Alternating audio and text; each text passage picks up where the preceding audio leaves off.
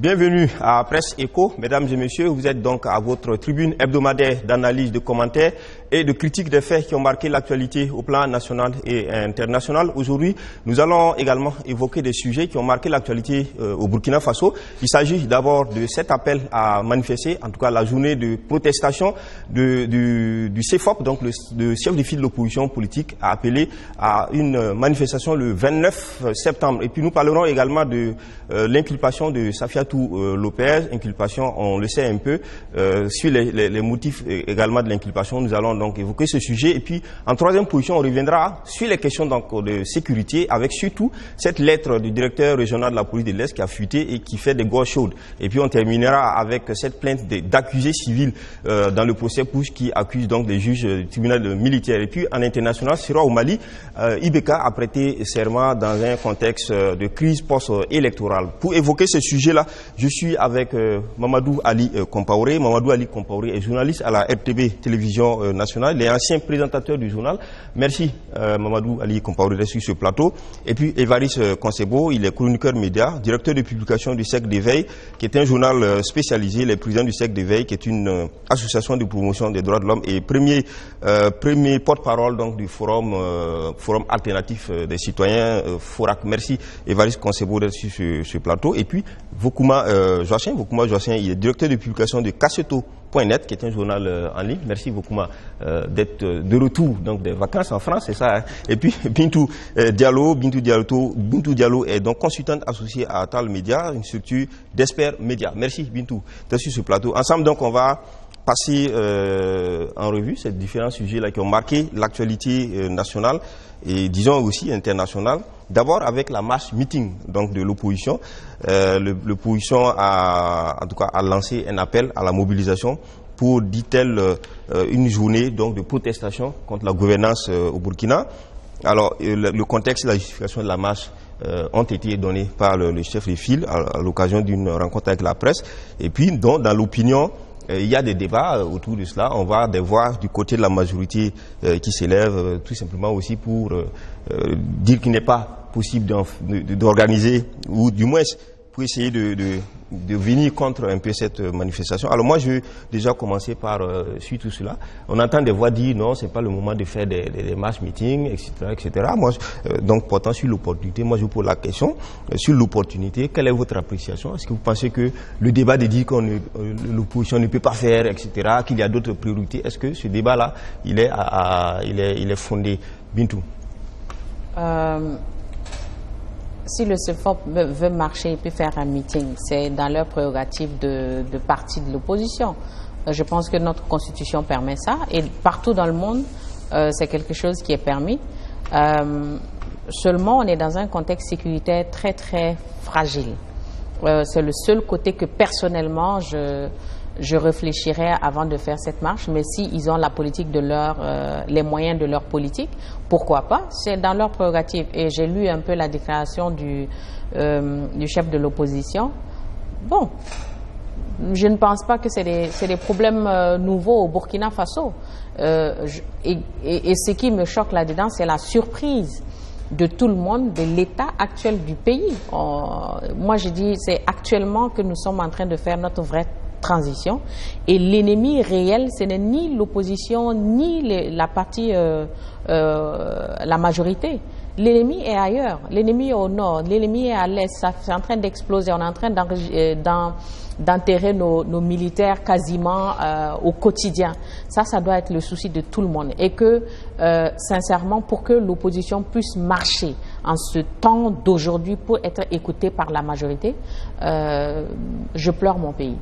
Mais est-ce que, quand tu le dis, est-ce que ça voudrait dire que l'opposition, quand on regarde en fait les arguments développés dans la déclaration, il est question que cette marche-là prend en compte également l'absence, par exemple, de politique sécuritaire véritable, parce qu'il y a une majorité au pouvoir qui gouverne, qui doit trouver les moyens pour sécuriser les Burkinabés. S'ils ne sont pas sécurisés, est-ce que l'opposition n'est pas dans son droit de protester contre cette façon de gérer? C'est ce que j'ai dit. L'opposition est dans son droit de protester. Est-ce que marcher est la seule manière de protester?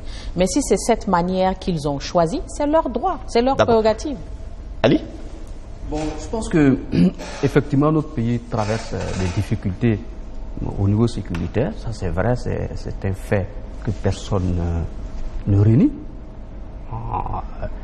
Mais cependant, l'argument selon lequel, face à cette situation, on ne devrait pas manifester, on devrait faire appel, on appelle à l'unité nationale et tout. Moi, je ne pense pas que manifester, c'est une désunion nationale, c'est un acte civique, un acte démocratique pour attirer l'attention de ceux qui gouvernent sur la situation. Je pense même que c'est une très bonne chose de manifester pour dire à ceux qui dirigent, attention, notre pays est en difficulté.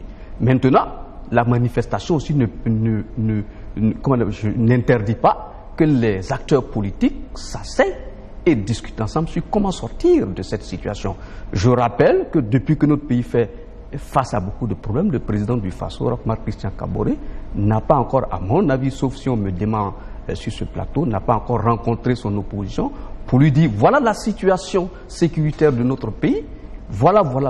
Et dans les grandes démocraties, quand le pays fait face à des difficultés, on rencontre les acteurs politiques et on discute avec eux. Donc jusqu'à présent, le régime ne le fait pas. Et la manifestation, en tout cas qui est prévue pour le 29 septembre, n'est pas une manifestation contre le Burkina Faso. C'est une manifestation de l'opposition pour demander aux dirigeants de prendre à bras le corps la question de la sécurité. Et comme Bintou le dit, quasiment tous les jours, on est attaqué. Et là, apparemment, le gouvernement ne semble pas donner une réponse à ça, mais elle, à mon avis, cherche à endormir les gens en faisant croire comme si elle avait elle seule le monopole du cœur et de la patrie. Non, tout le monde pense à ce pays, tout le monde pense à la sécurité. Ce sont des soldats burkinabés qui meurent là-bas tous les jours. C'est notre pays qui est attaqué. Ça ne doit pas empêcher une manifestation pour demander justement, puisque c'est le rôle de l'opposition, attirer, sommer le gouvernement de donner des explications sur ça. Et parmi ces activités-là, il y a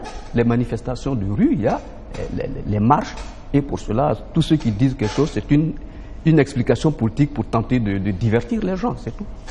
Vokouma, sur cette question, on a suivi le chef de file de l'opposition qui a dit que depuis la session donc, du MPP au pouvoir, ils ont été dans les limites vraiment républicains. Ils ont voulu suivre la façon de gouverner sans rien dire, à part le mémorandum qu'ils ont eu lors d'un meeting dans une salle close.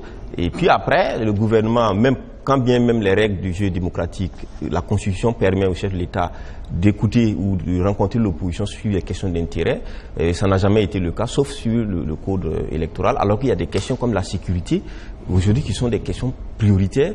Alors donc, sur d'autres questions, donc le CFOP estime qu'aujourd'hui, il faut sonner en fait le tocsin, il faut aller sur une manifestation qui puisse faire bouger un peu le gouvernement. Est-ce que ça aussi, c'est pas une stratégie républicaine qui a sa place? Oui, je suis surpris que des gens remettent en cause la pertinence ou l'opportunité de l'opposition de faire d'organiser une manifestation. C'est à l'opposition de juger le moment venu ou pas d'organiser une manifestation. C'est tout à fait son droit. C'est pas un problème à ce niveau. Donc, je ne vois pas pourquoi des gens s'excitent parce que l'opposition veut manifester. C'est pas la première fois que l'opposition manifeste dans ce pays. On a l'habitude. Nous sommes un pays démocratique. Il faut même s'en féliciter. Il faut même s'en féliciter. Que l'opposition descende dans la rue. Moi, personnellement, je n'ai pas d'inquiétude. Parce que jusqu'à l'insurrection populaire, on a vu comment les manifestations étaient organisées. Bien encadrées, bien sécurisées. Même les commerçants ne ferment pas leurs boutiques. Dans d'autres pays, lorsqu'on dit que l'opposition manifeste, il y a une psychose qui s'installe parce que les gens cassent les pays. Ce n'est pas le cas au Burkina. Et j'espère que le 29 septembre, ce sera la même chose. Donc il n'y a pas de panique. Mais on a vu des organisations, par exemple de la société civile, des OSC qui sont connus pour être proches du pouvoir, qui ont commencé à faire des sorties médiatiques pour dire non, que c'est crié au péril. Non, moi je ne partage pas leur point de vue. Chacun exprime son point de vue. C'est une démarche républicaine. Moi je préfère que l'opposition descende dans la rue de façon légale, de façon organisée, dise ce qu'elle pense de la gestion du pays, qu'elle pointe du doigt des insuffisances, qu'elle note dans le traitement des dossiers, sur la sécurité, sur l'éducation nationale, sur l'emploi des jeunes. C'est ce qu'ils ont énuméré pendant la conférence de presse au CEPOF. Donc, c'est pas un problème. Je veux dire, qu'on en parle même me surprend, parce que c'est d'une banalité. démocratique, républicaine, que c'est leur prérogative, c'est dans leur droit. L'essentiel, c'est que les choses se passent correctement et que le pouvoir écoute ce que l'opposition va dire, parce que dans ce qu'ils vont dire, il y a du vrai.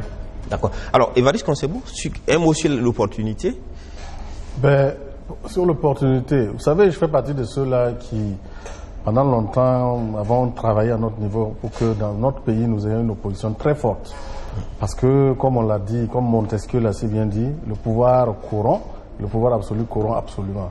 Donc nous sommes très contents de voir que dans notre pays, enfin, nous avons une opposition qui est capable de se faire entendre. Mais, à la décharge de ceux qui sont inquiets, l'opposition ne force personne à descendre. C'est sur la base d'arguments. Et si les gens sont convaincus, les gens vont adhérer. C'est un projet d'adhésion. Si les gens adhèrent, c'est que les problèmes sont réels. Mais là, et c'est vrai, est-ce que c'est pas une décision qui a été prise à la légère?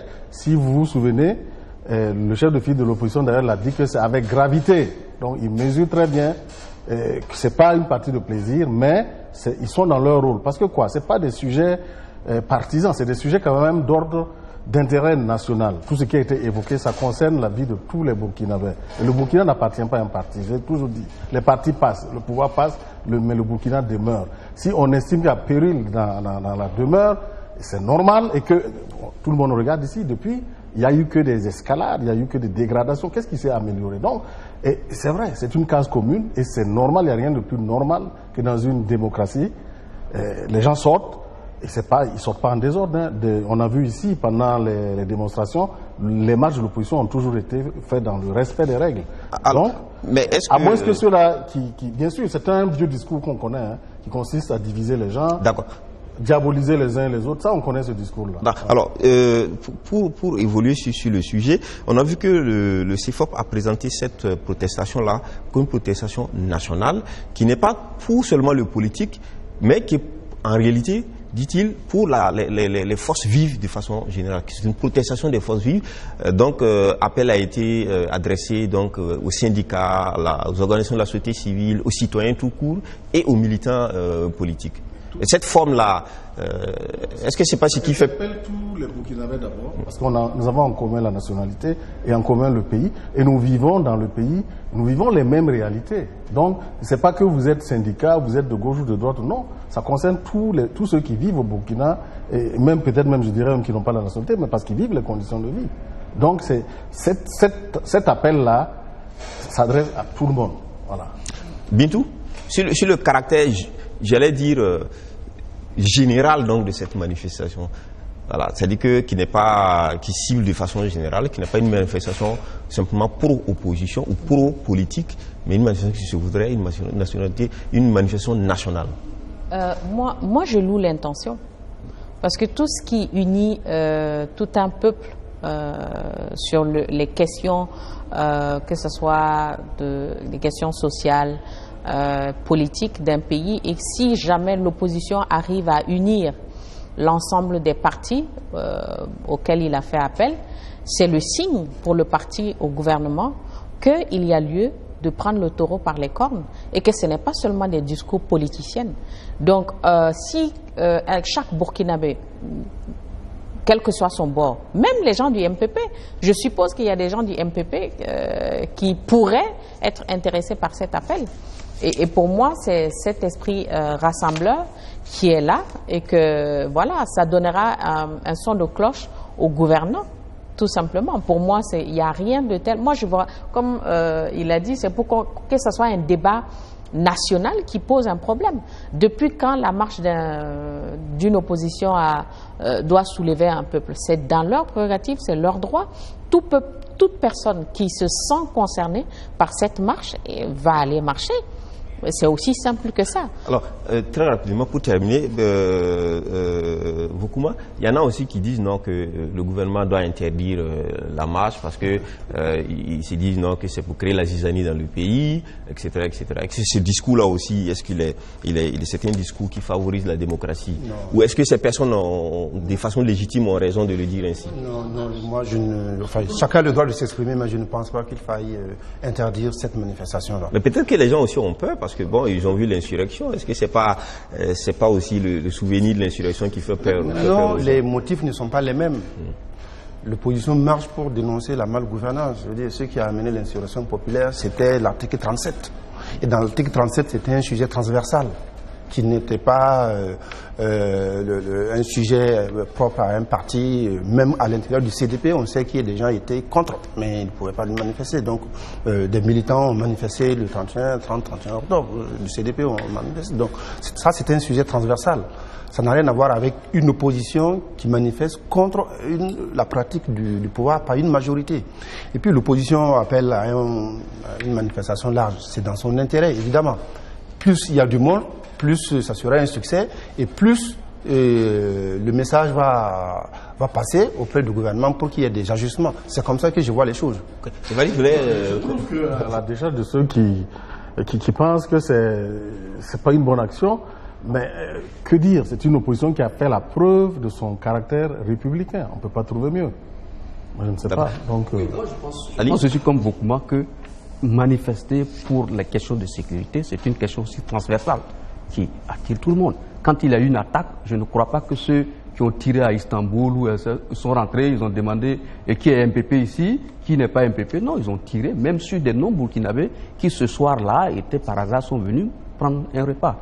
Donc c'est une manifestation. Oui, mais les gens estiment que c'est l'opinion de certains qui se dégage. Ils estiment que pendant que l'Est est attaqué, on va chercher des solutions. Oui, mais ça on sait. On sait très bien. On sait très bien. C'est des arguments de politiciens, de politique à l'intérieur d'un certain nombre de partis politiques pour décourager les gens.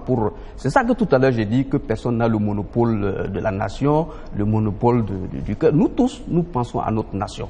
Et manifester, ce n'est pas contre X ou Y, on manifeste sur des bases légales. Et cet appel du 29 septembre, c'est un appel pour la sécurité. Et je pense même que ceux qui devaient être à la tête de cette manifestation, ce sont les militants MPP eux-mêmes, puisqu'ils sont comptables de ce qui se passe.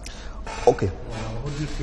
Il y a péril dans la demeure, on ne peut pas garder le silence. Mais qu'on me dise en quoi est-ce que la non-tenue de cette manifestation va arrêter la déferlante, qu'on me dise. Tout ça là, oui, c'est des faux débats. On a besoin de sécurité dans notre pays. Point final, que chacun prenne sa responsabilité. Merci à vous. Donc, on aura l'occasion de revenir. Le 29, c'est encore dans 2 semaines pratiquement. Donc, on aura l'occasion de revenir s'il y a du nouveau qu'on a ce dossier. Donc, on revient on continue donc sur le sujet suivant, l'inculpation de Safiatou Lopez, qui est bien connu, militant de la société civile, qui est accusé de complot et qui est détenu à la MACO, un mandat de dépôt de la justice militaire, donc d'un juge donc militaire, la déposant à la MACA suite à son arrestation qu'on a connue le 29, une inculpation, on dit inculpation, elle a été inculpée pour complot, incitation à commettre des actes contraires au devoir à la discipline.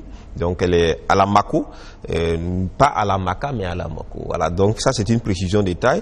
Alors, et quand on lit aussi certains médias, notamment l'Observateur Palga du vendredi, on se rend compte qu'elle a été dénoncée par un proche.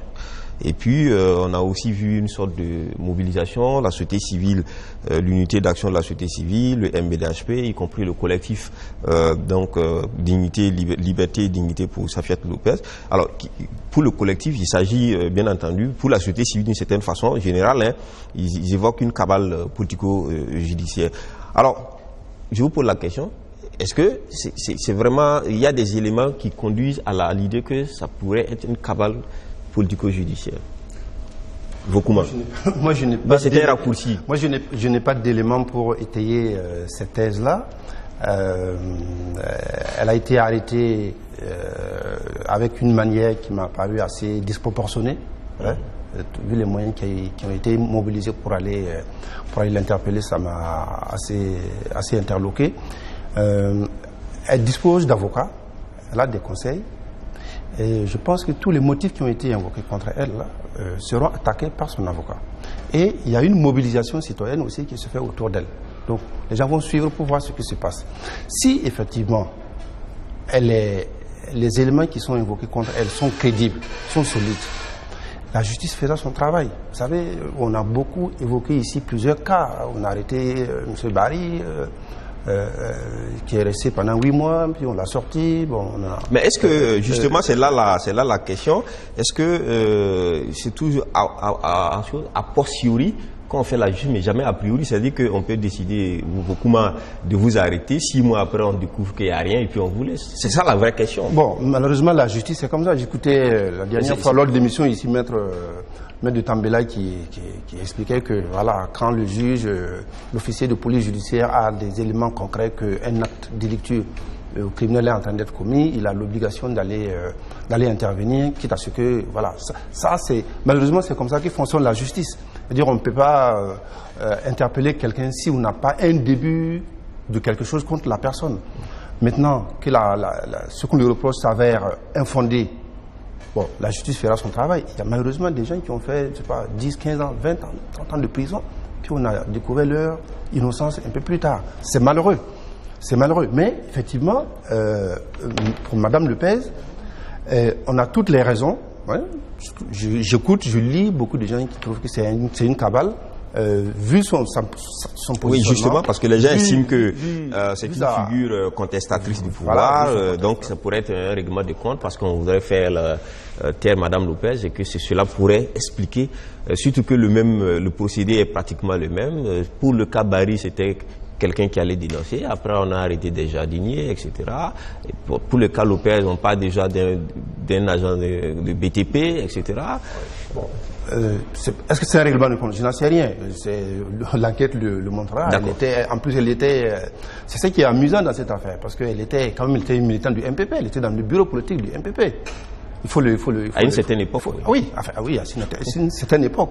Qu'est-ce qui s'est passé entre elle et la direction du MPP pour que la collaboration ou l'intelligence se transforme en bagarre ou en guerre de tranchées, comme on le voit depuis quelques... Moi, je n'en sais rien, je ne connais pas très bien ces accords avec les dirigeants du MPP.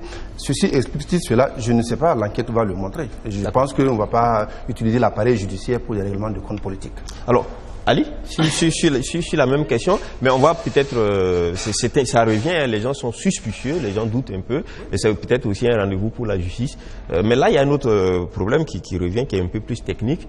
Alors, c'est encore une civile, ou un civil, qui est devant le tribunal militaire, qui est déposé donc suite à un acte délivré par un juge militaire, alors que de plus en plus, et c'est connu que la justice militaire, dans ce genre de situation, non seulement n'est pas compétente, mais c'est une justice qui n'est pas une justice acceptable dans l'état de droit. Bon, on ne va pas revenir encore sur les longs débats que nous avons ici sur la justice militaire. Nous tous, nous avons regretté la présence de cette justice-là dans notre arsenal judiciaire, parce qu'on a même dit que le militaire obéit à la hiérarchie. Le président du tribunal militaire, si le chef d'état-major l'appelle pour lui dire de venir prendre quelqu'un, il va le faire. Ce qui n'est pas forcément le cas du juge civil. Et quand on a regardé un peu l'arrestation de Safiatou Lopez, on a vu les deux justices, la justice, les civils et les militaires qui se rejetaient la patate. Justement parce que le premier communiqué qui a été publié du parquet. Du parquet, donc le juge civil de grande instance de Ouagadougou, qui a publié le premier, et puis par la suite, on la voit, chez les militaires, parce que probablement là-bas il y a beaucoup plus d'obéissance, donc on a envoyé Safiatou Lopez là-bas. Mais ceci étant, notre pays a ratifié des règles, des lois, a ratifié des actes et tout. Même au niveau international, on a attiré l'attention sur les gens pour dire que la justice militaire pose un problème parce qu'elle obéit à la hiérarchie comme les militaires. Les militaires disent même que c'est l'obéissance, c'est ça qui fait la discipline. La discipline, c'est ce qui fait la force des militaires. Donc, à envoyer encore le dossier là-bas, c'est encore essayer d'amener beaucoup de discussions. On aurait confié ce dossier à la justice civile, comme signé par le substitut du procureur, on verrait mieux clair dans l'affaire. Et puis je voulais terminer pour dire, on ne peut pas chaque fois dire, on t'arrête, si on ne trouve rien, on te libère. On t'arrête, si on ne trouve rien, on te libère. C'est trop comportement de république bananière, et c'est pas ça. Et on a toujours dit, tout le monde est présumé innocent jusqu'à ce qu'on prouve sa culpabilité. Or, dans le Burkina Faso, depuis un certain temps, tout le monde est présumé coupable jusqu'à ce qu'on prouve ton innocence. Oui, c'est pas encore le texte, non, c'est pas mis dans les textes. J'ai vu Barry, ça ne pourrait pas être dans les textes, on sort de l'état de droit. Cas très emblématique. On a attrapé Barry, on a dit que nous serons édifiés. Jusqu'à présent, Barry est rentré chez lui. Je parle du colonel Barry, mon colonel, toutes mes excuses, je parle du colonel Barry. Le colonel Barry est rentré chez lui. On ne sait pas. Pourquoi est-ce qu'il est rentré chez lui? On ne nous a rien dit. On a encore allé chercher Safiatou Lopez. Le tribunal civil envoie le papier. Ensuite, elle se retrouve au parquet militaire. Et on nous dit, mais si elle n'a rien à se reprocher, elle sera libérée. On apprend que c'est un proche qui allait dire, c'est patati, patata. Et on part avec tout un régiment prendre Safiatou Lopez. C'est pas un régiment. Bon, oui, c'est une façon pour attirer, je dis bien ce mot, c'est un peu fort, mais c'est pour attirer l'attention des gens sur la manière de faire. Donc, il faudra, nous tous, nous sommes pour la justice, nous sommes pour la sécurité dans notre pays. Donc, on ne peut pas admettre que des compatriotes soient en train de faire commettre des actions dans le but de s'aimer la zizanie dans le pays. Nous sommes contre, mais en même temps, nous tirons l'attention de tous ceux qui sont chargés de nous protéger, chargés de faire les enquêtes, de ne pas se comporter comme des éléments supplétifs du MPP, du parti au pouvoir. Il ne faut pas qu'ils se comportent comme des militants supplétifs du MPP. Et ça, c'est pas. Merci ça. Ali. Alors, Bintou, il y a quand même un aspect, tu vas réagir sur la question des juridictions, mais il y a un aspect qu'on n'a pas vu quand même la manifestation, c'est quand même le côté femme. Tout le monde était d'accord que l'intervention qui s'est passée sur Safiatou Lopez atteint à sa dignité, à son honneur en tant que femme, mais aussi parce que chef de famille, tel que les choses se sont faites, tout le monde est unanime, tout le monde dénonce, etc. Il y a une réprobation, mais jusque-là, on n'a pas vu les organisations féminines, les femmes, en tout cas s'inquiéter de cette façon d'agir qui concerne une femme dans un foyer, etc. Ok. Moi, c'est tout le débat qui me pose un problème autour de, comme les gens l'appellent, Dame Lopez. Il y a un adage en Bambara qui dit que quand tu vois les couteaux se bagarrer, que tu es poule ou coq, il ne faut pas t'y approcher. La bagarre Safiatou Lopez et le gouvernement, j'ai l'impression que c'est un combat d'épée. Et tous ceux qui sont autour, c'est un tourbillon qui aspire les gens selon leur bord. Mais ces deux camps savent exactement pourquoi ils se comportent de cette manière, pourquoi ils se font ce genre de choses. Parce qu'un jour amis, le lendemain ennemi, on ne sait pas, comme il a dit, ce qui s'est passé entre eux. Et pourquoi, après tout ce que nous sommes en train de vivre, ce débat est une question nationale. Sincèrement, pour moi, entre deux partis responsables, ils n'ont qu'à régler leurs problèmes. Je l'ai dit ici une fois sur un plateau. Ils n'ont qu'à régler ce qu'ils ont comme problème et foutre la paix au Burkina Faso. On n'a pas que ça comme problème. Et que quand les gens parlent de dignité, je suis désolée, la dame qu'on a frappée dans la rue et puis la mettre nue. Oui, mais là, on a vu les organisations féminines. Ce n'est pas des organisations féminines, je suis désolée, ça a commencé avec les gens de la culture. Oui, mais d'où elle vient. Je peux te citer des leaders de femmes qui étaient dans la marche ce jour-là. L'arrestation de Mme Lopez s'est faite chez elle à la maison. Si on l'avait pris dans un marché en train de faire des achats avec ses enfants, ça c'est des questions humaines. Pour moi, il y a certains débats qu'il ne faut pas déplacer. Cette histoire de genre, de femmes, de féminisme, ça commence à me donner des maux de tête. Oui, mais on avait vu ça. C'est des questions humaines. S'il te plaît, on avait vu cette question. On avait vu cette question. C'est des droits humains. Ce qu'on lui a fait, personne n'a le droit de vivre ça. On avait vu cette question. Oui, d'accord. On avait vu cette question quand il s'était agi des fonds communs. On a vu aussi des organisations, des leaders des femmes s'exprimer pour dire oui, on s'attaque à une femme, c'est parce qu'elle est femme, etc. Et moi j'ai réagi. Oui. Et j'ai dit que je la défends pas parce qu'elle est une femme. Si je dois la défendre uniquement parce que c'est une femme, je sors ma bouche de ce débat. J'ai défendu cette femme parce que tout simplement, c'est un ministre qui avait le courage de prendre les décisions qu'il fallait. Oui, mais dans le si cas c'était un homme, je l'aurais défendu avec la même énergie. D'accord. Alors, est-ce que dans le cas de Safiatou Lopez ou dans d'autres cas qui pourraient arriver, est-ce que, parce qu'il y aurait eu peut-être un moment où certainement il était du même bord et qu'aujourd'hui il y a problème, ou qu'il s'agit d'une question judiciaire, et que du coup on ne peut pas s'intéresser aux questions qui touchent aux droits humains de la personne, parce que les problèmes qui sont posés aujourd'hui sont assez le problème des droits humains. Oui. Il faut sortir du camp mais la question des femmes aussi est une question des droits humains. Dignité de la femme. Si on aurait arrêté un homme comme on l'a arrêté, ce serait correct? Non, ce ne serait pas correct. Oui, mais ce n'aurait pas été correct. Et quand c'est une femme, pourquoi les femmes ne s'expriment pas? Non. Est-ce qu'on l'a arrêté comme ça parce que c'est une femme? Ok, d'accord. Si on vient me dire ça, vous allez m'entendre. Merci. Alors, on évolue sur les juridictions. Pour les questions de justice. Parce que là, on rappelle qu'il y a un cas assez emblématique, c'est le cas, par exemple, du général Bassolé, où les Nations Unies étaient intervenues. Je voulais rappeler quand même qu'il y a des dispositions, il y a les lignes directrices, en plus du pacte international sur le droit civil et politique, et d'autres instruments qui existent en matière de droits de l'homme, mais il y a aussi, par exemple, les lignes directrices des Nations Unies sur la détention. Sur la ligne, il y a une disposition, notamment point 55, où il est dit que les juges et procureurs militaires ne satisfont pas aux critères fondamentaux d'indépendance et d'impartialité. Ça, c'est dit aux Nations Unies. Mais dans le cas du dossier Bassolé, on a vu que malgré les avis, ça n'a pas été appliqué. Aujourd'hui, on tombe encore dans un cas où on a un civil qui est entraîné. On a des juridictions, je ne suis pas spécialiste, mais je trouve qu'on a des juridictions très compliquées. C'est du fourre-tout. On utilise le bord qui nous arrange au moment où ça nous arrange. Au Burkina, c'est comme ça, j'ai le sentiment. C'est 2 poids 2 mesures. On pousse pas égal. Donc, vous voyez, pour moi, ils ont ratifié. S'ils ont ratifié les documents, normalement, c'est dès lors que les conventions sont ratifiées. Je n'ai pas dit signer. Une fois que c'est signé, bon, on est d'accord que ça va. Mais le Burkina a ratifié le pacte international. On donne notre parole que ce qui est décidé à l'intérieur, à l'extérieur du pays, à l'international, notre pays va s'y soumettre parce qu'on est derrière la loi, on l'épouse. Mais normalement, si j'ai bonne lecture, aux États-Unis, il y a un tribunal militaire, normalement. Il y a des instances. Voilà.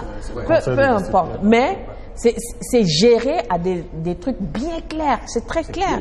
C'est bien précis. Donc ici... Est-ce qu'aux États-Unis, on juge les civils au tribunal militaire? Pas à ma connaissance. Ok. Alors, pas à ma connaissance. D'accord. Évariste? Donc, je peux me tromper. Mais en même temps, ce n'est pas seulement le cas de la justice au Burkina Faso. C'est le cas de la justice, c'est le cas de l'administration, c'est le cas de tout. Tout est 2 poids 2 mesures au Burkina Faso. Et à un moment, c'est ça qu'il faut arrêter. Merci. Évariste, concevons très rapidement. Cette question de juridiction-là, c'est vrai qu'avant, dans le temps, il y avait ce qu'on appelle un conseil de discipline. Et même, vous voyez que même en temps de guerre, parfois, on fait la cour martiale, il y a tout, mais ça, c'est bien réglementé. C'est relatif à des faits typiquement militaires. Et vous ne verrez pas un civil impliqué dans ces histoires-là. Maintenant, c'est vrai que je suis un peu surpris qu'on commence par Bari, mais moi, je vous dirais qu'en 2003, il y a M. Norbert Tchendrebeo qui était banquier. Il y a même eu un pasteur qui était jugé devant un tribunal militaire. Il n'y a rien de nouveau. Nous avons fait l'insurrection en pensant que les choses allaient changer. Malheureusement, on se rend compte que apparemment, ceux-là qui étaient les passés maîtres dans l'art des complots sont toujours là. C'est vrai que la dernière fois j'ai suivi les débats de maîtres, je n'ai pas voulu trop pousser, mais dans aucun pays, on permet sans discernement, sur la base de soupçons ou alors de délation, de mettre en bas la procédure il y a quand même un minimum de discernement. Sinon on se retrouve au temps de la Gestapo, ou même à l'époque stalinienne, où ton voisin t'aime pas, il va... Non, c'est pas de cette société-là qu'on veut et c'est pas de cette justice-là qu'on a. Or, il se trouve qu'actuellement, notre système judiciaire, à la pratique, nous renvoie à des époques vraiment révolues. Bon, maintenant, c'est vrai que pour revenir à Dame Lopez, c'est vrai, les civils, mais comme je l'ai dit, c'est vrai, ça dépend. On a tout fait pour caractériser, trouver militairement donc l'infraction, de sorte à pouvoir donc... Et ça, je salue au passage. J'imagine ce qui a dû se passer avec le parquet civil parce qu'eux, ils peuvent faire l'objet de sanctions. Après, parce que tout ce qu'on pose là, ça vous rattrape un jour ou l'autre. Voilà, Évariste, mais pour terminer, quand on prend les directives des Nations Unies, ici, tel que ce que j'ai lu, on dit que les juges et les procureurs militaires ne satisfont pas aux critères fondamentaux d'indépendance et d'impartialité. Alors, quand ils posent des actes, par exemple, un mandat de dépôt qu'on décerne... Ça veut dire qu'au plan interne, quand on aura fini la procédure au plan interne, ces jugements-là peuvent être attaqués au niveau externe. Merci. Juste une seconde. Moi, je voulais revenir. Vous avez posé une question sur l'aspect genre qui a été bien développé par Bintou. Effectivement, Bintou a énormément défendu Dame Rosine ici, pas parce qu'elle était dame, voilà, mais parce qu'elle faisait son boulot et qu'elle estimait que c'était une dame. Mais moi, je suis le débat aussi. J'ai vu des dames qui sont montées au filet pour défendre Dame Rosine en disant que c'est la seule femme au gouvernement qui est capable et que c'est parce qu'elle est femme que ceci. Et maintenant, il y a une dame qui est là. Et ces mêmes OSC, ces mêmes OSC. Donc on ne voit pas la guerre des sexes ici. Non, c'est pas la guerre des sexes. Et Bintou et moi, on a parlé de cette question de genre avant de monter sur le plateau. Elle sait ce que moi je pense. Et si vous voulez, je peux lui dire. J'ai causé avec beaucoup de gens qui me disaient qu'ils avaient beaucoup de respect pour Bintou parce qu'elle venait de battre. Et je lui ai dit, mais Bintou, je t'aime très bien parce que tu viens tous les jours, tu ne dis pas une femme, tu viens débattre des questions. Donc je termine pour dire, on n'a pas, tous ceux qui parlent, on n'a pas dit que parce que c'est une femme, elle commet une faute, il faut la laisser. On n'a jamais dit qu'une femme qui a commis une faute doit être... On a dit les organisations qui s'occupent des questions de femmes ont-elles rendu visite à Safiatou Lopez pour voir ses conditions d'incarcération? C'est ce qu'on demandait. Apparemment, ces organisations ont des femmes qu'elles défendent et d'autres femmes qu'elles ne défendent pas. Non, on ne va pas revenir sur le débat des femmes. Elle n'est pas la seule femme non, en non, prison. non. Écoutez, c'est pas un débat pour les, c'est pas un débat sur les gens. Déjà pour les femmes en prison. Emblématique. Je voudrais juste préciser quelque chose qui rentre dans le débat genre. Si effectivement il est avéré que elle a des difficultés pour avoir accès, par exemple, aux toilettes, à ces trucs, et en tant que femme, je trouve que ça pose un problème grave, et les organisations, en tout cas, doivent essayer d'aller voir réellement ce qu'il en est. Merci. Alors, voilà. Les conditions, une seconde. Voukouma termine une seconde sur le sujet et puis on va. C'est ce que j'ai dit. Il faut arrêter 2 poids 2 mesures. Voukouma, allons-y. Moi, mon problème, c'est ça. Dans la note qu'elle a envoyée ce matin au collectif d'unité qui a été lu, elle explique qu'elle n'a pas eu accès aux toilettes. Elle n'a pas eu accès à sa fille de 8 ans. Voilà. Bon, ça c'est une atteinte effectivement aux droits de l'homme. On a la liberté d'aller. Mais là, c'est pas en tant que femme, c'est en tant qu'être humain qu'on doit s'indigner. Oui, mais je termine. L'aspect dignité et honneur aussi. Une fillette de 8 ans est plus collée à sa mère ou à son père. Non. En fait, c'est ça aussi les aspects liés peut-être aux gens. Je pense que si c'était l'aspect humain, l'enfant ne serait pas allé, mais quand c'est sa mère. Ça, ce sont les droits humains et je suis surpris qu'on ne la laisse pas aller. D'accord. J'ajoute une chose. Dans le passé, on a parlé de juges acquis. Okay. Nous avons évoqué beaucoup de dossiers ici qui remettent en cause tout l'appareil judiciaire burkinabé. Et aujourd'hui encore, cette question-là remet encore sur la place publique la crédibilité de notre justice.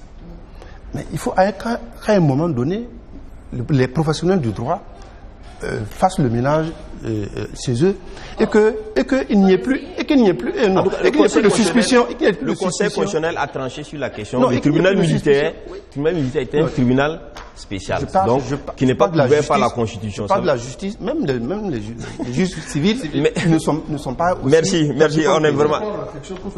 Merci. C'est vrai que lors du cas de 15 septembre, il y a eu un collectif d'associations qui a fait une demande officielle au tribunal militaire pour aller vérifier les conditions de détention. M. Sita Sangaré n'a jamais daigné donner suite. Et ça c'est un recul parce que même en 2003, dans les premières heures, nous avons eu accès aux conditions, nous avons visité chaque prisonnier et nous avons fait évoluer les choses. Merci. Donc il ne faudra pas qu'on recule. Non, mais on estime que peut-être il y a des femmes qui n'ont même pas de quoi se protéger dans les prisons. Merci. Et c'est un cas général. Donc, merci, on a compris. Il faut pousser. Merci, on a compris. Merci, on a compris. On va cette fois-ci parler de l'insécurité qui est vraiment une situation préoccupante par ces temps qui courent. On en a parlé des 2 dernières émissions, mais il faut qu'on continue d'en parler parce que la question est toujours là. Sécurité, surtout avec les attaques à l'Est qui se multiplient. Pendant que nous parlons, on peut dire déjà qu'aujourd'hui nous sommes samedi, nous enregistrons samedi, la veille déjà vendredi. En tout cas, toute la semaine, il y a eu des attaques à gauche et à droite. Alors on a appris qu'il y a un communiqué du service d'information du gouvernement qui a indiqué que ce samedi-là, donc, il y a un conseil de défense qui est tenu à Kosiam. On n'a pas encore des éléments, mais cela dit simplement qu'il y a une gravité. Absolument. Ce qui se passe à l'Est est grave, très grave. Comme ce qui s'est passé au nord. Et quand on regarde de près, on se rend compte d'une chose, c'est que dans le nord, on avait des gens qui commettaient des actes terroristes et qui revendiquaient leurs actes. C'est pas toujours, mais ils revendiquaient. Le gouvernement a lancé une offensive, tout le monde sait un peu un peu moqué du ministre de la Défense, Jean-Claude Boudaille, qui a dit qu'on allait terroriser les terroristes. Qu'il a dit que jusqu'à présent, ils n'ont pas réussi à conserver à 1 mètre carré, à occuper 1 mètre carré comme sanctuaire du territoire burkinabé. C'est vrai. Manifestement, au nord, ils ont perdu peut-être la bataille, je ne dirais pas la guerre, mais la bataille. Et ça se transfère sur l'Est. Mais sur l'Est, il y a quand même beaucoup de questions qui me viennent. Très rapidement, oui. Voilà. À l'Est, il n'y a pas de revendication. Il n'y a pas de revendication. Tous ceux qui commettent les attentats, il n'y a pas de revendication. Or, les actes terroristes sont faits au nom d'une cause surhumaine. Est-ce qu'au Sahel, il y avait des revendications? Ah, si, il y avait des revendications. Pour autant, non, il y en a plusieurs où il n'y avait pas de revendications. Il y avait des revendications. Pas tout. Mais bon, pas tous les actes. Dire, le gros des voilà, il y a les actes, il y a les grands actes, par exemple, comme Nassumbu, Samorogon, par exemple, ça, il y a eu des signatures. Mais il y a certains aussi où on tuait des conseillers, des maires, etc., n'ont pas été revendiqués. Oui, mais de temps en temps, ils revendiquent. Bon. Dans l'Est, c'est pas ça. Et puis ensuite, j'ai pu penser à des bandits. C'est une zone qui était très infestée de bandits que les colons ont tenté d'assainir comme ils pouvaient. Mais ce ne sont pas des bandits parce que les bandits récupèrent un butin. Quand ils attaquent, ils récupèrent un butin. Soit de l'argent, soit des biens. Ce n'est pas le cas non plus. D'après ce qu'on sait, ils ne récupèrent rien. Quelle peut être l'identité de ceux-là actuellement qui commettent les attentats et qui sèment la mort?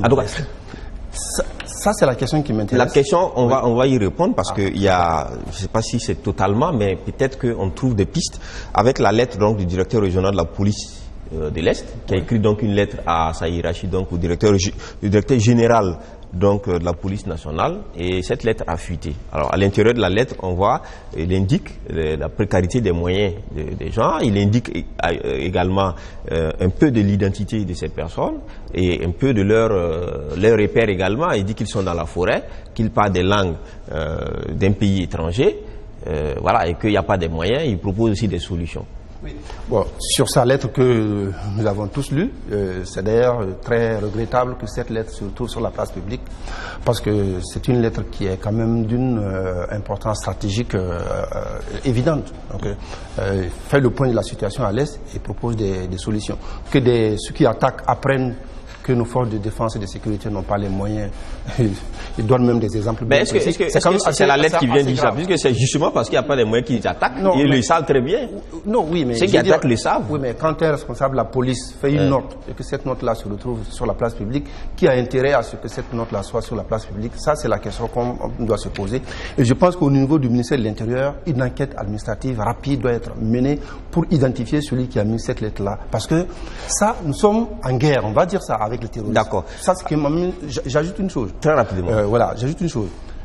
Pour dire que si ce ne sont pas des terroristes qui revendiquent, si ce ne sont pas des bandits qui récupèrent des butins, quelle peut être l'identité de ces gens-là? Même si dans la lettre du commissaire régional, il parle de gens qui parlent d'une langue étrangère, on ne sait pas laquelle, parce que dans notre pays, toutes les langues qu'on parle au Mali, au Niger, on les retrouve ici aussi. D'accord. Alors, il n'a pas dit de quelle langue il s'agit. Alors, Ali, très rapidement, sur la lettre du directeur de la police, est-ce que cette lettre-là est une forme d'alerte, même s'il n'a pas publié, il n'a pas publié dans un canal, mais la lettre a fuité. Mais est-ce que la lettre n'a pas apporté quelque chose quand même par rapport à cette situation-là? Oui, ce qui est certain, cette lettre, c'est une forme d'alerte, c'est même un désespoir du directeur de la police dans le coin qui alerte, qui dit à sa hiérarchie la situation sur le terrain. Ce qui est regrettable, c'est qu'effectivement cette lettre-là se retrouve sur, j'allais dire, la place publique. C'est ça qui est très inquiétant. Est-ce que cela veut dire que tous nos systèmes de renseignement, tous nos systèmes d'organisation de notre administration a foutu le camp à tel point que le directeur général de la police ne peut pas envoyer un courrier confidentiel à sa hiérarchie sans qu'elle ne se retrouve dans le cas? Si c'est vraiment le cas, c'est assez... Alors, est-ce que ça, c'est la faute? Je viens. Oui, on va terminer parce qu'on est vraiment... Je vais rapidement. Oui. Vokouma disait tout à l'heure qu'on ne sait pas qui nous attaque. Mais non, M. Vokouma, ce n'est pas vrai. On sait qui nous attaque. Le ministre de l'administration du territoire a dit qu'ils savent Ceux qui sont dans la forêt, ils savent très bien qui ils sont, comment ils font. Et maintenant, le problème, c'est comment les déloger de là-bas. Donc, notre État sait qu'ils nous attaquent. Seulement, notre État n'a pas les moyens, à présent, de les déloger. Oui, mais ça ne fait pas leur identité. Bah, si leur ennemi, je crois que ce que Vokouma dit, c'est l'identité et la motivation. Oui, mais si le ministre de l'Intérieur... C'est surtout la motivation. Je viens. Si le ministre de l'Intérieur dit, nous savons qu'ils sont dans la forêt, nous savons qui ils sont, il nous faut seulement les moyens pour les... C'est ce que le directeur de la police dit. Ok, d'accord. Donc, Bintou, très rapidement, sur cette lettre-là, on a vu l'UPC qui est sorti en avant-poste pour dire que le parti s'opposera à toute sanction du directeur de la police, en tout cas nationale de l'Est. Et moi, pourquoi on le sanctionnerait? Il n'a pas mis ça il n'a pas publié ça sur Facebook. Il a fait une lettre qui a suivi normalement la voie administrative. À moins qu'on ait la preuve que c'est lui qui a fait fuiter la lettre, ça c'est un autre délit qui n'a rien à voir avec ce qu'il a écrit. Il est dans ses droits les plus absolus, il est le responsable, il décrit la situation de son environnement à sa hiérarchie. Mais quant à ce que les choses ont fuité, on entend les coups de fil du président actuel des États-Unis qu'il a fait avec des gens qui ont fuité, qui sont sur la place publique. On ne sait pas qui l'a fait, mais c'est là. Mais ici, dans le cas, c'est qu'on est dans une situation de guerre où le pays est en insécurité totale. Donc, ces genres de lettres qui fuient, on se pose la question, qui a accès à quoi dans notre pays? Et c'est ça qui doit inquiéter le plus les gens et qu'on prenne les mesures pour s'assurer que ça n'arrive plus et qu'on leur donne les moyens de faire leur travail. Merci. Alors, Évariste, pour terminer, on s'est toujours posé la question, alors, qu'est-ce qui ne va pas? Les attaques, ça continue. Il y a le territoire donc des assaillants qui s'élargit. Du côté gouvernement, le discours officiel, c'est de dire que l'armée monte en puissance. Alors, est-ce que, à partir de cette lettre-là, on peut comprendre qu'en réalité, il n'y a pas une volonté politique de donner des moyens, etc. Est-ce que c'est cela le problème? D'abord, je vous rappellerai que la zone est gouvernée par un militaire. Donc, le gouverneur de la région, c'est un militaire, c'est un, d'accord. Bon, maintenant, de deux, moi, les gens s'agitent, au Burkina, c'est vrai qu'il faut le déplorer, les gens aiment les fausses polémiques. Moi, quand j'ai lu la lettre, personnellement, il m'a rien appris, hein. Donc, on est là, tout le monde est là, on s'agite, il faut sanctionner, il faut faire... Moi, ça m'a rien appris. Oui, mais c'est le caractère publicité qu'il y a autour. La réalité, c'est quoi? Maintenant, ce qui m'inquiète, c'est qu'on connaît où se trouvent les ennemis, on les laisse chaque jour, ils prennent de l'importance. Vous savez combien de régiments on a dans ce pays? D'accord. Voilà, et c'est ça, en tant que citoyen, je suis amené à réfléchir, à me poser des questions, même sans être militaire. Il y a quand même une armée, il y a des généraux, il y a tout. On connaît où se trouve donc la cible, qu'est-ce qu'on attend pour aller? Merci. Non, Ali, on va... Non, une toute petite Ali, seconde. parce qu'on est vraiment plus par le temps. On est plus par le temps. On a un sujet, oui, deux toute sujets. une petite seconde. Quand on parle aujourd'hui que les choses ont fuité, moi je voulais rappeler, parce que les gens oublient facilement, et c'est ça qui nous rattrape. Avant la chute de Blaise Compaoré, Simon Compaoré a réussi à attraper des agents du renseignement, un jeune homme et une dame qu'il a présentés à la télévision. Pour ne pas la citer, Canal 3, dirigé à l'époque par Rémi Dandinou, l'actuel ministre de la Communication. Mais appelez Simon, c'est un spécialiste des questions secrètes. Il va nous dire qui est là, qui n'est pas dans la forêt là-bas. Et d'ailleurs, voilà. C'est Simon Compaoré qui était le premier à réagir sur une chaîne de radio. Donc, il ne faut pas qu'on cherche à distraire les gens. On va sanctionner le pauvre directeur. Alors, merci Ali. Merci Ali. Alors, on va terminer. On commence avec Vokouma. Il y a eu aussi une autre actualité au niveau du procès Push. Les accusés civils, donc Maître Herman Yameogo, Léon Sponé, Damis Adama Ouedraogo dit Damis, Madame Guelware et autres ont déposé une plainte contre, en tout cas les juges donc, du tribunal militaire, notamment les juges d'instruction, le procureur lui-même, et puis le président du tribunal au niveau donc du Conseil supérieur de la magistrature, du Conseil de discipline du Conseil supérieur de la magistrature pour dénoncer des faits qui portent atteinte donc au droit d'un procès équitable, de la bonne administration. Il parle du fait qu'avec quelques exemples, le dernier en date c'est les PV litigieux, où on a eu 2 PV, un problème de PV qui visiblement montre des aspects de faux et usage de faux, mais la lumière n'a pas été faite. Et il s'appuie sur cela pour donc demander au conseil de discipline du CSM d'agir. C'est dans leur droit de saisir le Conseil s'ils estiment que leurs droits ne sont pas respectés. J'ai déjà eu affaire à la police dans une vie passée et à la fin, il m'a présenté le PV. J'ai lu, il a dit est-ce que c'est conforme à ce que vous avez dit? J'ai dit oui. Donc signez. J'ai signé. Et je me reconnais ça exactement dans ce qu'il a dit. Et je pense que c'est la même procédure qui est appliquée dans même dans ces dossiers. Je suis surpris que depuis que le procès a commencé, le nombre de fois où les inculpés ont dit ce n'est pas ce que j'ai dit devant le juge d'instruction, ce n'est pas ce que j'ai déclaré devant lui, je ne me reconnais pas dans le procès verbal, c'est hallucinant. De deux choses l'une. Il y a un qui ment entre les deux. Ça, c'est sûr. Mais là, on a un cas palpable sur l'interrogation ou l'interrogatoire de l'accusé Badoum, qui est donc conseillé par M. Stéphane Ouedraogo.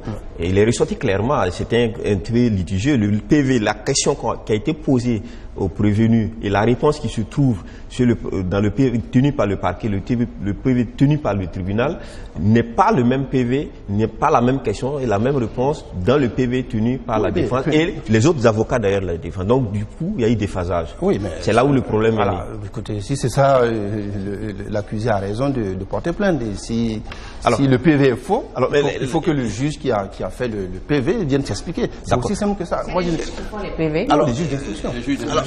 Alors, Évariste, est-ce que l'action posée par ces accusés civils qui ont voulu, donc, on va dire, attraire devant le conseil de discipline du CSM, en fait, tous ces magistrats-là, c'est une conséquence des multiples violations constatées depuis le début de ce projet. D'abord, en plus même de la question de voir des civils être jugés par des militaires, ça pose un problème. Vous vous souviendrez déjà qu'il a fallu que la cour de la CEDEAO intervienne pour que les avocats étrangers puissent rentrer dans la procédure. Et il y a eu une décision de la Chambre de contrôle qui mettait en liberté le général Bassolé qui n'a jamais pu être exécuté. Donc, et ça, c'était vraiment la goutte d'eau qui fait déborder le vase, puisqu'on se retrouve en fait en présence d'un document qui a dû être falsifié. C'est un PV. Et c'est sur la base des PV qu'on juge et qu'on condamne les gens. Donc c'est pour vous dire jusqu'à quel point c'est assez grave. Maintenant, c'est vrai, ce sont des fautes. Et il faut quand même distinguer que la plainte est formulée contre les juges d'instruction et les juges du parquet militaire. Maintenant, vous savez très bien que pour les juges en fait d'instruction civile, il y a le CSM qui peut statuer et ça peut aboutir à des sanctions disciplinaires, comme on l'a vu. Mais en revanche, pour les juges donc du parquet militaire, ils n'ont pas à être inquiétés. Parce qu'ils relèvent donc du ministère de la Défense. Alors donc cette lettre-là, pour terminer, Ali, est-ce que donc cette lettre-là a un caractère de dénonciation auprès du public national et international, quand on sait que déjà il y a comme un blocage, parce que les juges militaires ne sont pas redevables. C'est un caractère de dénonciation, mais il faut que ça aille au-delà. Parce que ce procès qui se tient, c'est un procès assez important. Au bout, il y a des condamnations. Oui, justement parce que les accusés estiment qu'il y a eu beaucoup trop de travers selon eux. Par exemple, même le président du tribunal a été récusé, l'affaire allait devant la Cour de cassation, il n'y a pas eu de solution, le Conseil constitutionnel a été saisi, le Conseil constitutionnel a sorti une décision qui n'a pas favorisé la défense, etc. Donc ils estiment que trop c'est trop et qu'il faut dénoncer. Mais oui, c'est pour ça que je dis on espère que cette lettre-là va aller au-delà de la dénonciation pour permettre à la justice qui se tient actuellement, en tout cas en ce qui concerne ces messieurs pour le course, que ça se tienne très bien.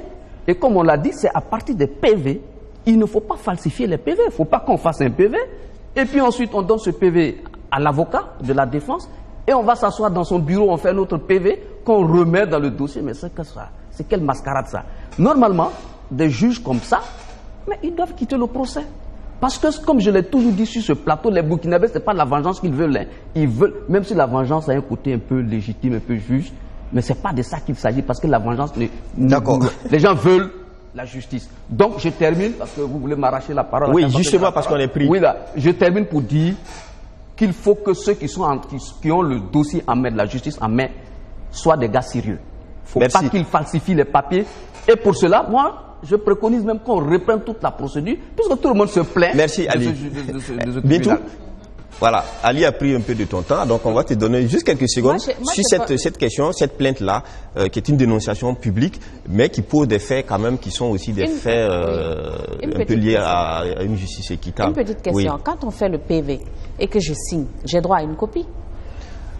En Oui. tout cas, ailleurs, c'est ça. Justement, ce sont ces PV-là qui existent dans le dossier, qui est une pièce unique. Voilà, donc le dossier... J'ai droit à une copie. Voilà. Si tu me fais signer un document, j'ai droit à une copie. Que ce soit par qui, n'importe qui, j'ai droit à une copie. Donc, pour moi, tout ce que j'ai à dire, c'est qu'il ne faut pas oublier qu'aujourd'hui, tu fais un travail, tu es dans le bon rôle. Demain, ça peut se renverser.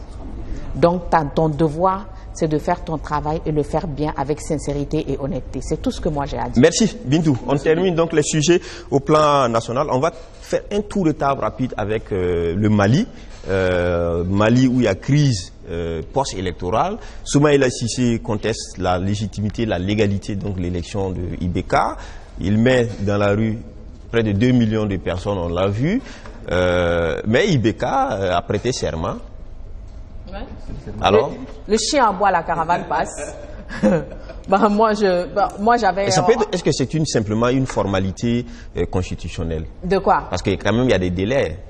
La proclamation définitive des résultats et la pression des serments. Ce qu'ils font là, est-ce que ça empêche le Mali de continuer à fonctionner?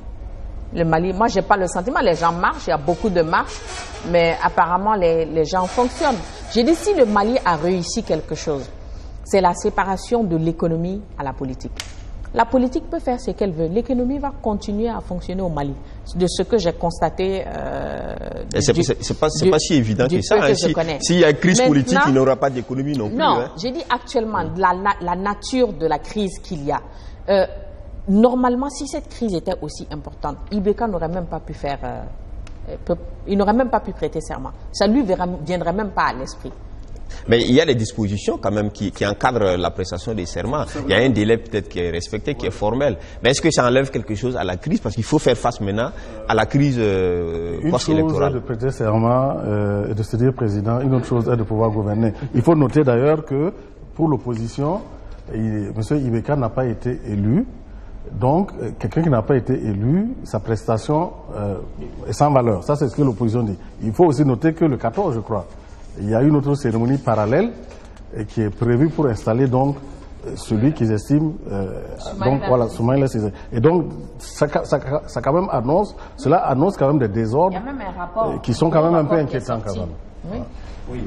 Est-ce qu'on va vers le scénario ivoirien de l'hôtel du Golfe?